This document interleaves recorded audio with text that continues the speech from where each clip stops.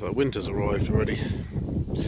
Anyway, here's my review of my Volvo V70 V-Reg. It was first registered in February 2000. It's one of the very first ones on the road of the Mark II V70s. This particular model I've got is a 2.4 petrol turbo with a good old 5-cylinder engine. It was originally actually registered to Volvo and actually used as a demonstration vehicle. So it started its life. It has at some point been owned by apparently a advanced driving instructor.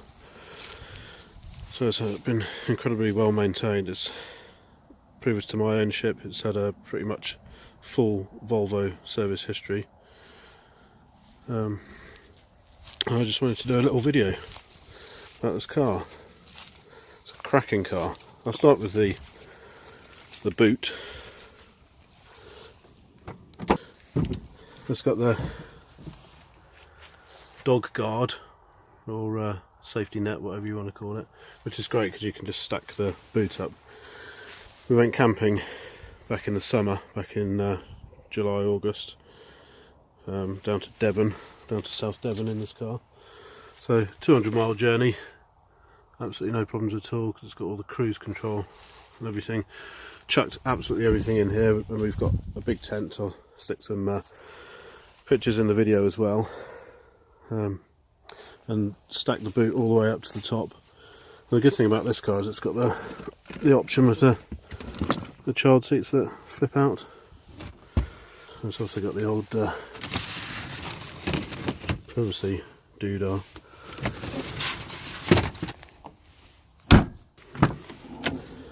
It's got the full leather interior, which is nice and handy when you've got kids. You can just wipe the seats clean. It smells nice as well. Need to stick a little bit of oil on that door mechanism. I love this drinks cup holder thing that comes out the dashboard as well. It's brilliant, really handy. It's got 143,000 miles on the clock, which is nothing for one of these cars. Let's pop the bonnet open. The good thing is you can do this one-handed as well because it doesn't have a strut.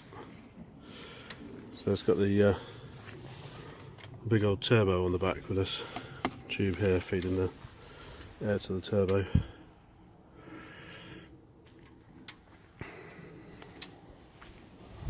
It's a lovely 5-cylinder engine. I love the sound of it when you accelerate.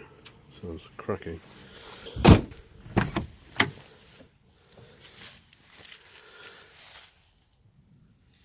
The other thing that I love about this is the stereo system is absolutely amazing. It's the best stereo system I've ever heard in a car, and it plays tapes and CDs as well. And then you've got plenty of storage here. This actually flips out and you can use it as a table for the rear seat passengers. You've got loads of storage under there for the old radars of the pop charts. Oh, and the Prodigy live at the Zap Club, recorded in 1994.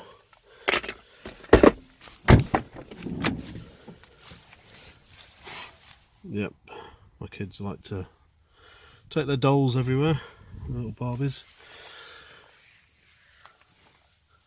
So it's an amazing car. I'm just going to take it for a spin and show you what it's like to drive a 18-year-old Volvo V70.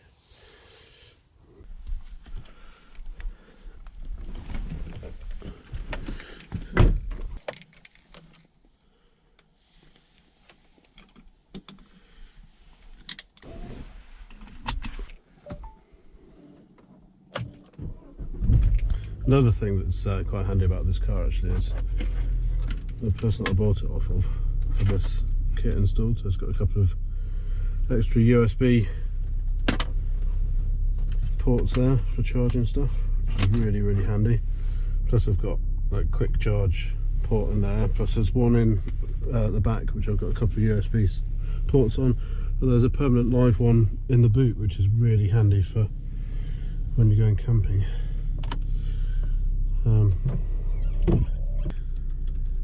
Quickly,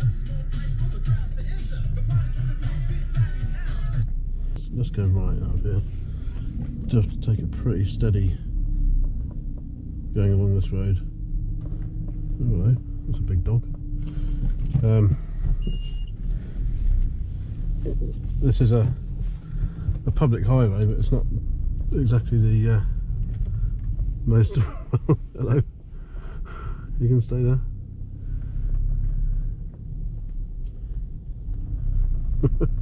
It's not the best maintained road around.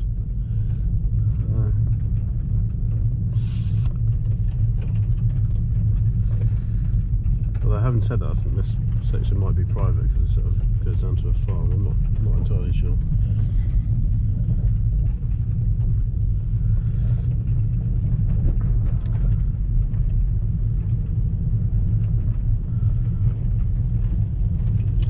But yeah, this car being quite low down does tend to scrape quite easily on this sort of uneven surface.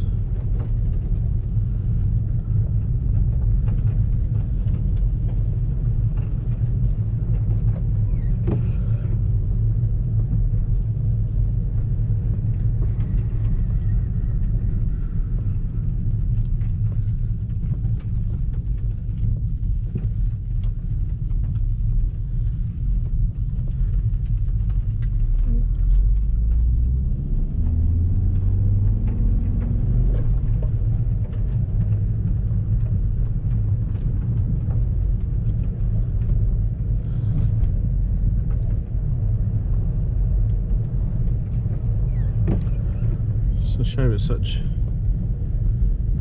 a miserable sort of day. It's pretty cold. It's 4 degrees. I mean, it's not sort of unbearably cold, but it's what I'd describe as chilly.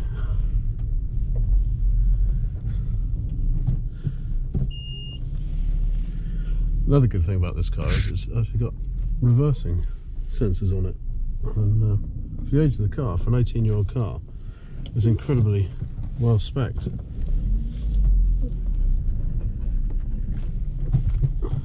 Funny quirk of these Volvo V70s is that the when you're on full lock, the wheel actually, the tyre, sorry, actually scrapes on the inside of the wheel arch, and it looks like it's designed to do that because it's actually got these kind of thick plates there, which are obviously designed for that purpose. And you can see they've got sort of marks, you know, where the tyres caught on them.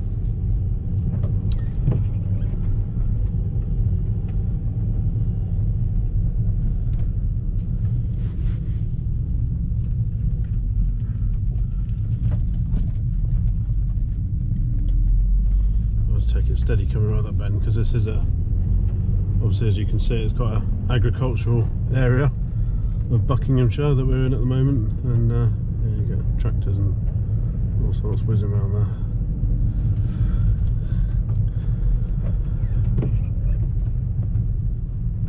Now I've got to take it steady along here because it is quite ridged along here, along this section of road. I really don't want to scrape the bottom of the car.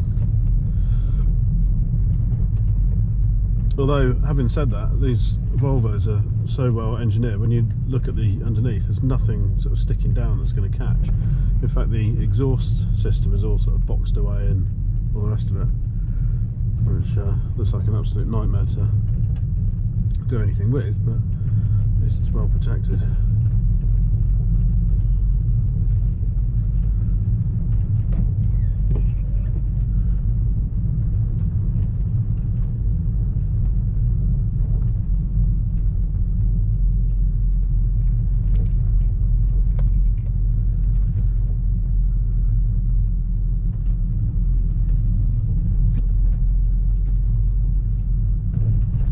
Such a relaxing car to drive. It's a real, it just eats the miles on the motorway.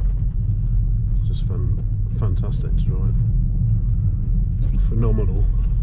It's got the cruise control and all I know it's all standard stuff nowadays on cars, but considering this car's 18 years old,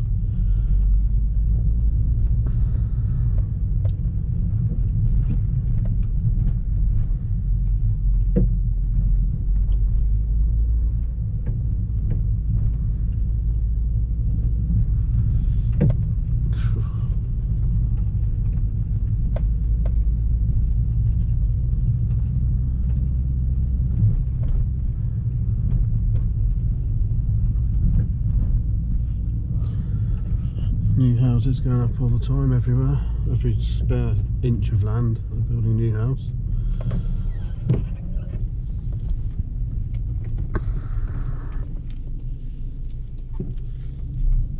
It's not the best visibility coming out this junction.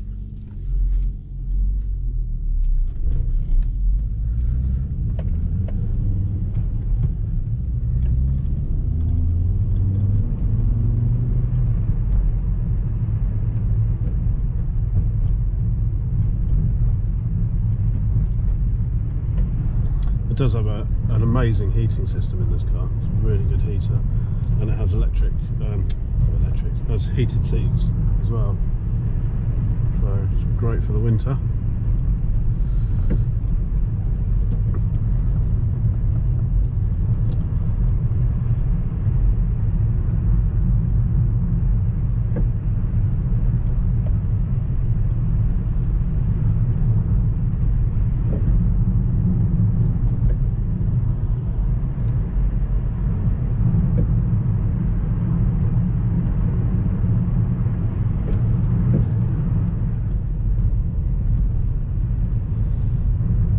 We're in a 30 limit at the moment, so I'm just sticking to the speed limit along here, obviously. But when we come out of here, I'll just give it a bit of give it some welly.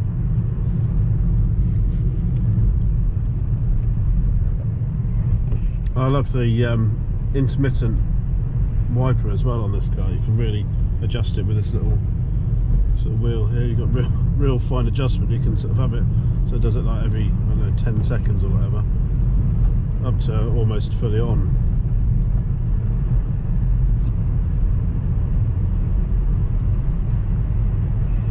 Let's adjust the intermittent wipe. There we go. That's just about right for what we've got at the moment.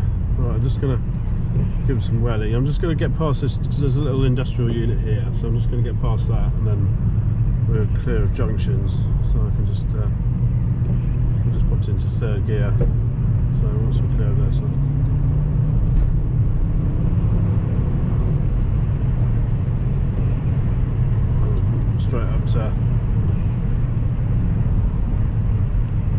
straight up to 60. Obviously I'm not going to go above 60.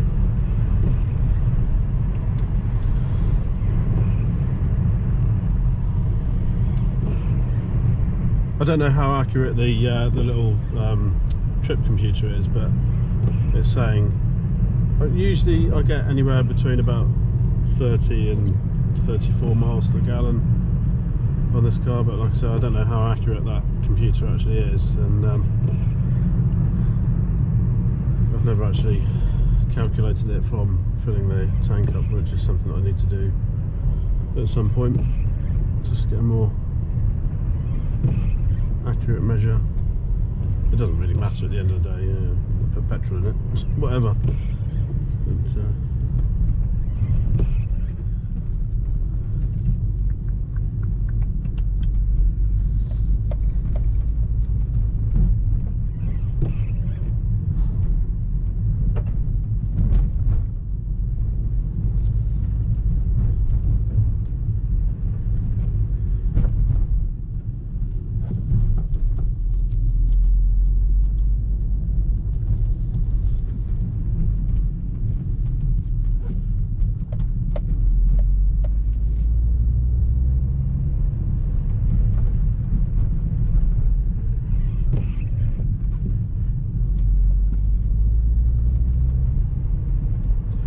right dang cold day today.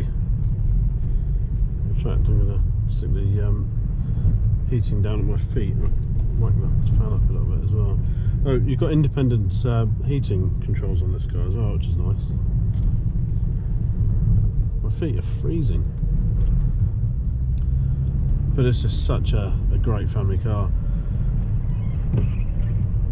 I really didn't want to go for like an SUV type thing. It's tempting, you know, I could have easily just gone out and bought a diesel Vauxhall Zafira or something like that to lug the family around and go camping in. But I wanted to get an actual estate car, and what better estate car to go for than a Volvo V70. I mean, this is what I think of when I think of an estate car. A Volvo estate, it's the ultimate. Oh god, this is a bit ridged. The ultimate kind of estate. But I think they're really cool looking cars as well. Really handsome.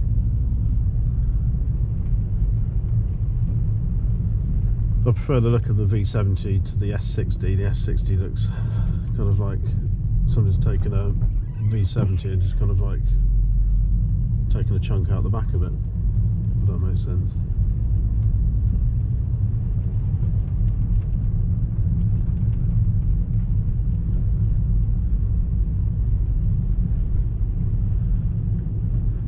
But yeah, it's just a comfortable cruiser. The only thing that this car does do, which is really annoying, I can guarantee it's going to do it for the MOT test, is very occasionally, oh that's a bit harsh looking there, very occasionally it comes up with a ABS warning light, but then it will go off, like the next time you switch the ignition off and switch it back on, it's gone. But sometimes it'll just pop up for no apparent reason at all. You'll just be not even touching the brakes, nothing. You'll literally just be cruising along and all of a sudden, bang, ABS warning light. It's obviously erroneous. It doesn't affect the braking whatsoever when you get that light. But the annoying thing is that since May, it's a automatic MOT failure to have an ABS warning light. And the other thing that's just started doing as well in the last week or so is it's just started when you put it in reverse, for whatever reason the reverse light switch doesn't engage, so you don't get any reversing lights, but you just have to kind of like hold the gear stick back. Right now it's working absolutely fine, and the rear wiper just came on, and that's obviously linked into that switch and the reversing sensors, but just now and again it'll do it, and you just have to kind of like hold the gear stick back slightly and it stays on. But again, that's going to be an MOT failure if it carries on doing that for the MOT test, which is slightly annoying, and you can guarantee that it's going to do that. I did actually buy a new switch, and it's ever so easy to, it's a little bit fiddly, but you know, it's easy enough to remove the switch from the gearbox. It's mounted on the top of the gearbox. I had to get a deep section socket to do it, but unfortunately the connector on top of the switch was different to the one that's actually on the vehicle, which is annoying. But to be perfectly honest, I'm not entirely convinced that that's the problem.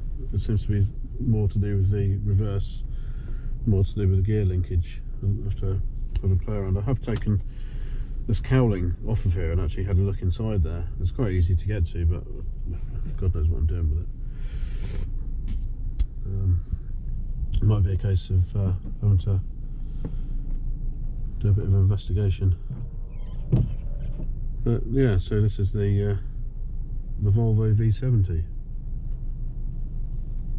Lovely. I'm just going to nip outside a second and get a little audio clip of the exhaust, because I do love the exhaust sound on this car. Give it a little bit of a rev.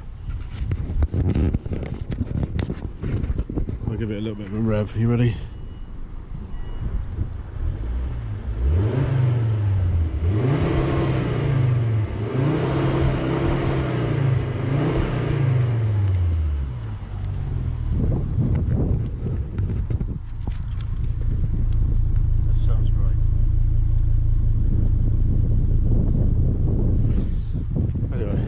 too wet and chilly for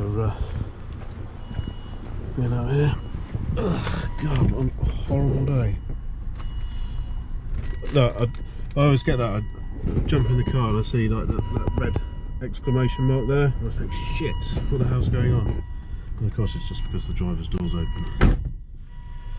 Does like to scare you, this car. It does like to get its point across as well that you're not wearing your seatbelt.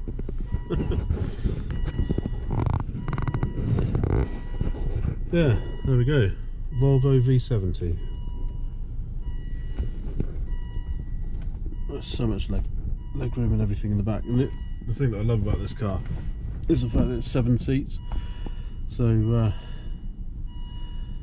the girls can go in the back, my kids can go in the back, and you can take relatives like my mum and dad. When they come over, they can sit in the back.